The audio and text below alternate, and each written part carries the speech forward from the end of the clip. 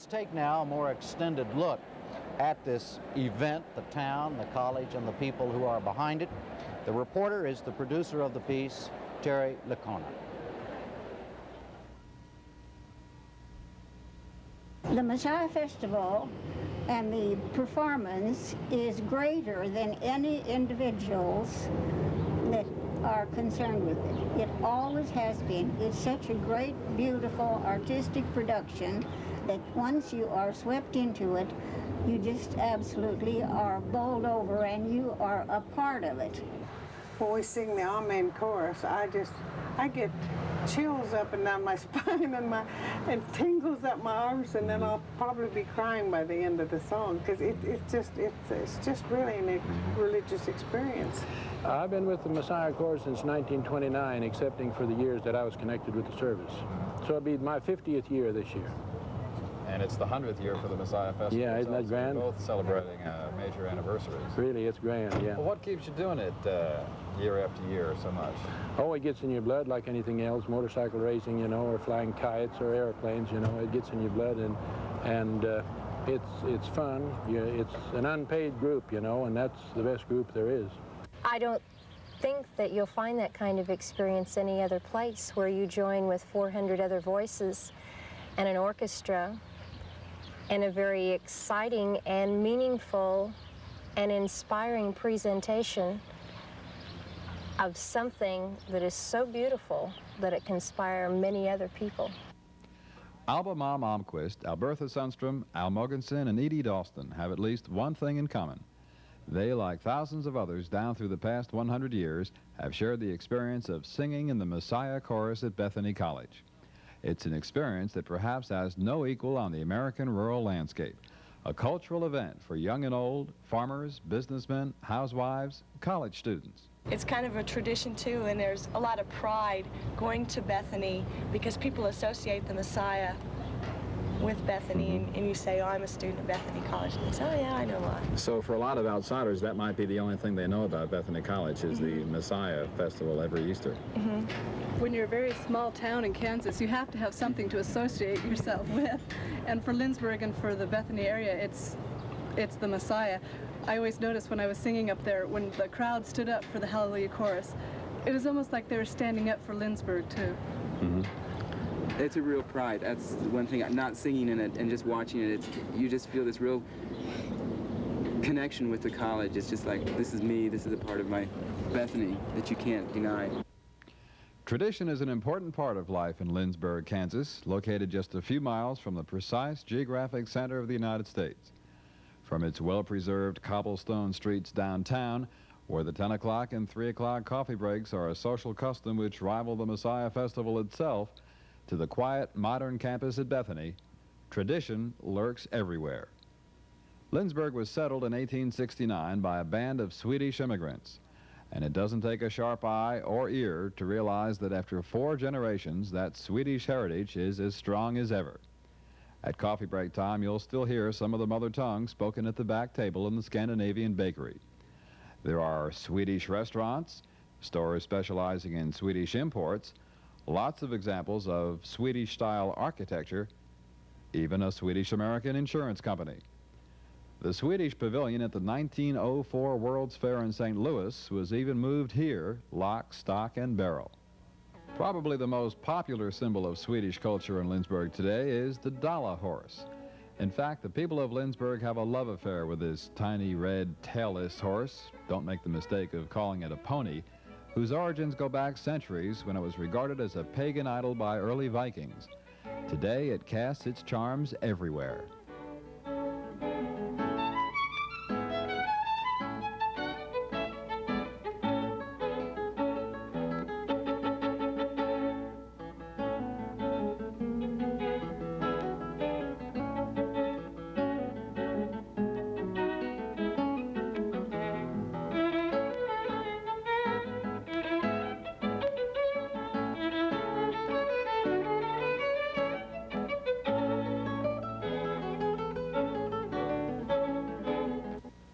But dentist Mayor John Riggs will tell you that there is nothing contrived or superficial about that heritage and lifestyle of the people of Lindsborg that make them rather unique. I think It's an amalgamation of different things. Bethany College, of course, perhaps the most important of those, the Swedish heritage, the Swedish culture that is here, the interest in music and art, and of course our population. This community is uniquely a caring community. They're very sensitive about the feelings of others. The town-gown relationship is quite different, it strikes me. There's not the resentment, the hostility, or the apathy between the campus community and the people that live here in town. No, it's not here. Part of that is because they have really matured together. The founding fathers of the community were also the same founding fathers of the college, and they have grown up integrated one with the other. They're on our police force, they're on our city council, they're involved in our ambulance corps. It's almost impossible to divide the two. But a little over a decade ago, the two almost were torn apart. Bethany College was failing so fast and was so far in debt that some officials wanted to close the door and move to Denver. Along with the support of the Lutheran Church, the man most credited with reversing that trend by raising millions of dollars and boosting enrollment and morale is Bethany's president since 1967, Dr. Arvin Hahn. It's doubtful whether either the college or the community could live as well as they live as separate entities. But there are other things that are even deeper. They include basic philosophical and ideological sameness. These are Christian people in the main who live in the Lindsborg community, and people who want their youth and the people in a broader area to have this kind of experience, and they contribute to have it happen. It was that same spirit 100 years ago that inspired Carl Aaron Swenson, who in turn inspired those transplanted Swedes to build an institution of higher learning on the barren plains of the Midwest. Dr. Emory Lindquist is himself a former president of Bethany and a noted historian of the area. He was able to inspire the people to participate in these things, to share what modest material means they had. We even have records where at times they mortgaged their farms in order to meet the obligations of the college. In more ways than one, Lindsborg in the 1980s is considered a cultural oasis on the plains. It's an artist community in which creative people interact daily. There's an exceptional number of galleries and studios for a population of only 3,000. The Berger Sanzam Memorial Gallery honors a man who lived 3 lives in one as a painter, teacher, and crusader for art, and often displays an amazing array of arts and crafts native to Lindsborg.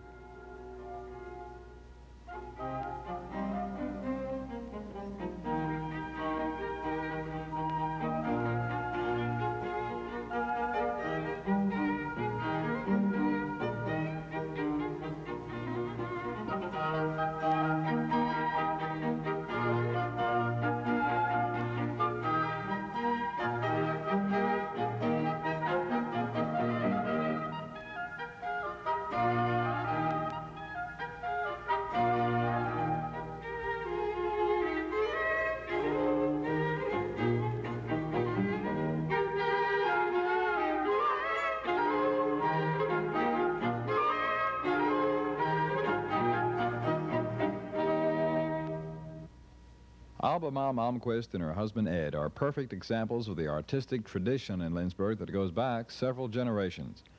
Both have been involved with painting and photography since the 1920s. Meanwhile, Bethany art professor Ray Kmeyer is creating with a quite different medium. Yet, despite the emphasis on art and culture, despite the influence of Bethany and the cosmopolitan nature of Lindsborg, there is no denying that farming is the lifeblood of the area. This is, after all, Kansas, and out here, that's synonymous with agriculture. Wheat is still the staff of life for Lindsborg and the Central Plains, and the spring crop is already planted. But here again, there's the difference. Forget your stereotypes of life on the farm. The ties that bind college and small town also reach out to the farm, where Larry and Edie Dalston have been raising wheat, pigs, and a family for over 10 years now. I think Lindsborg is a very special town to be near to and involved in. It affords our family many opportunities that we would not have in cities or towns of the same size. We have opportunities for an in-depth music background. The string program in the elementary school itself starts when you're in the 4th grade. You have an opportunity to do that, and then the instrumental band program begins in 5th grade and on up through high school. And of course the example set by the college activities really leads for a lot of in-depth exposure at a very early age. Which brings us back full circle to the Messiah Festival. A new generation is waiting in the wings. What of the next 100 years? When you have a combination of a good cause, hearty belief in it, and pride in a good tradition, I think the future is assured. I have confidence that that will be the result here. I can remember back in the 20s when we had a sign outside of town here that said that the popular, there were 3 signs. One was close your cutouts, and one was Lindsborg's water was 99 and 99/100% pure, and population was 2,500. And it hasn't, there are just probably a little over 3,000 here now. So it hasn't really grown all that much. It's maintained a lot of that small town feeling and charm. But it's still here. It's still here. And not every small town in Kansas can say the same. So many of them are ghost towns. This is true. And Lindsborg will always be here. It's a rich valley, and I'm sure the college will always be here. And Lindsborg is on the map to stay, I think.